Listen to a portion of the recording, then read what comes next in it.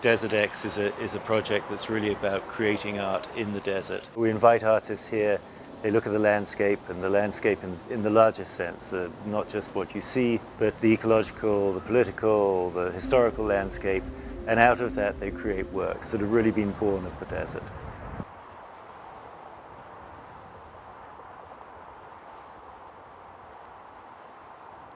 So the piece sort of started with experimenting with blocks and units to construct figurative sculptures.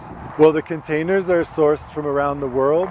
It's more about our global dependence or our the movement of goods and services, perching it between the railroad tracks and the freeway, which are the main arteries and the movements of really the lifeblood of consumption, and the human body is also analogous to a vessel of consumption. And the sleeping figure directly references figurative sculpture across art history, reclining figures, but also more directly the sleeping Buddha sculptures from Southeast Asia that are like sometimes 350 feet long. Certainly the idea of a sleeping giant as something that could wake up and wreak havoc, whether that's our inability to deal with climate change or whether it's climate change actually becoming something that is intolerable.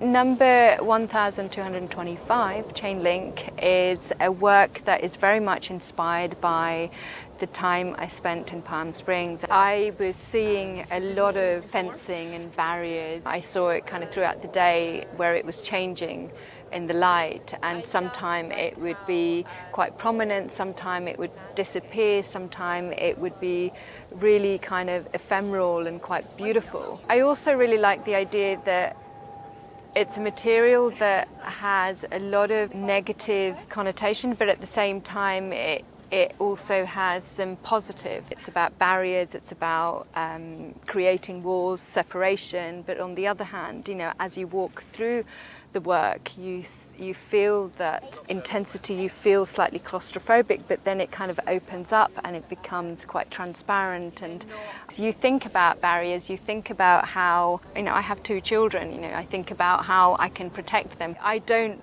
particularly like gated communities, but I did have to live at one time in a gated community where my children were able to kind of play and I was able to leave the front door open.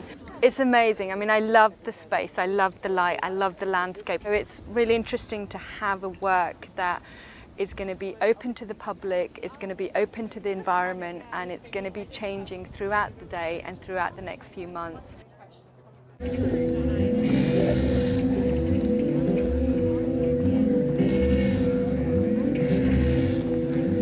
When I first came, maybe a year ago to a first visit, I realized that the Coachella Valley was so close to home in a way because I grew up in the desert. So I was thinking a lot about what it means, the desert, what is the cultural history of the desert. And all of it is kind of brought down to the idea of the cowboy. And cowboy is a metaphorical figure for how do we relate to nature. The cowboy is a character that have tried to control nature, but in the case of mechanic bulls like these sculptures, which that's what they are in fact.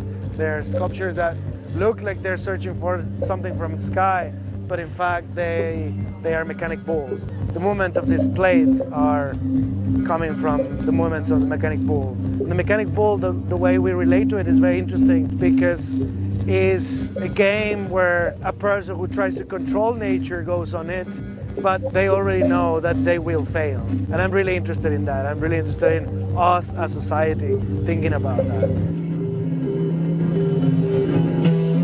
I think more and more people are looking to experience art outside of the bounds of walls like this, like museums. I think that's partly to do with this idea that it's experiences that are really the most valuable thing, and experiences are intangible. Having a moment in front of a piece in the middle of nowhere is something that only you can have, and it's different for everyone.